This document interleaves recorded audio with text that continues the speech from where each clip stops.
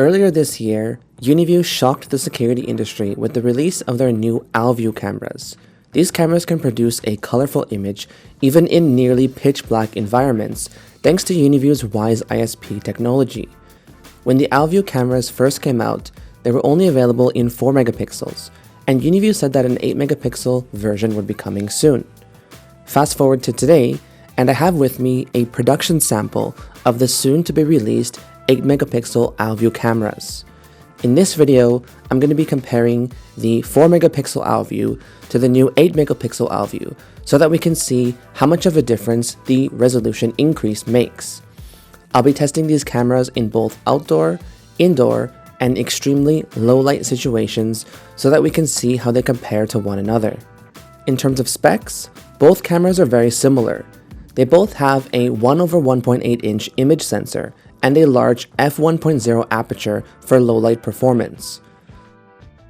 Other than one camera being 4 megapixel and the other being 8 megapixel, they are nearly identical in terms of hardware.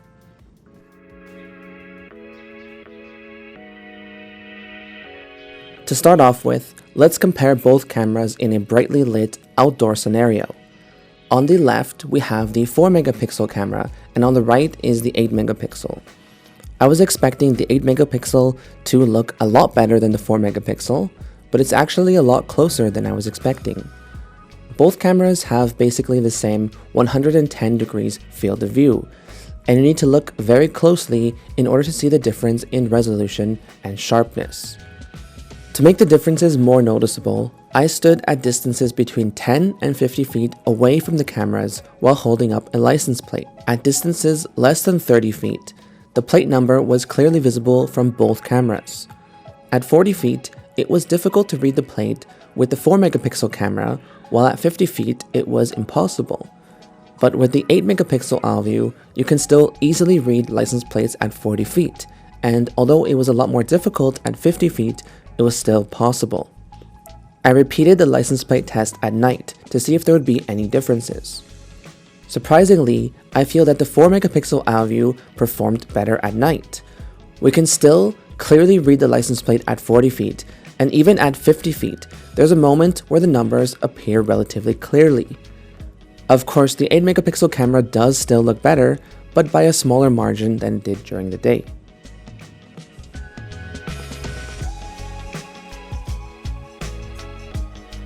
Now let's move to the warehouse and see how both cameras perform indoors. In addition to our 2 OwlView cameras, I also set up a standard Uniview 4 megapixel turret to see how it would compare.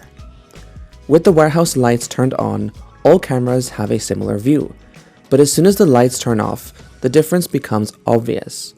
Both OwlView cameras are extremely improved in this ultra low light scenario compared to a regular turret camera. In fact, there's one point where I walk in front of the camera and you can only see my shadow on the wall in the regular camera. And if it wasn't for the OwlView cameras recording at the same time, you would think that this was some sort of ghost footage instead of someone rummaging through the warehouse. Anyways, let's roll the footage and see how these cameras compare to one another. And if you're wondering how dark it was so dark that I really couldn't see what I was grabbing from the shelves. It was basically pitch black other than a tiny bit of light spilling from a crack underneath the door. In this test, we're really pushing the limits of both the 4 and 8 megapixel OwlView cameras. At the extreme limits of both cameras, the 4 megapixel begins to outperform the 8 megapixel OwlView. It has sharper detail, better color reproduction, and is overall more pleasing image of the two. So in extremely low light scenarios, the 4 megapixel actually has a slight advantage over the 8 megapixel. Of course, if you're installing the cameras in such a dark location, you shouldn't disable the white LEDs like I did. By default, the white lights will turn on when it's too dark, keeping the image in full color with very little noise. In terms of VCA features, both cameras support crossline and intrusion detection, as well as ultra motion detection. However, you cannot have ultra motion detection running at the same time as VCA detection. Trying to enable both at the same time will give you a warning, letting you know that enabling this feature will disable the other, and asking if you'd like to continue. These are intelligent features, which means that the camera can tell the difference between a human and a vehicle, as well as avoid false positive motion from trees blowing in the wind or rain and snow. Based on my testing, this human and vehicle detection is incredibly accurate, allowing you to only receive important notifications in the Uniview Link app.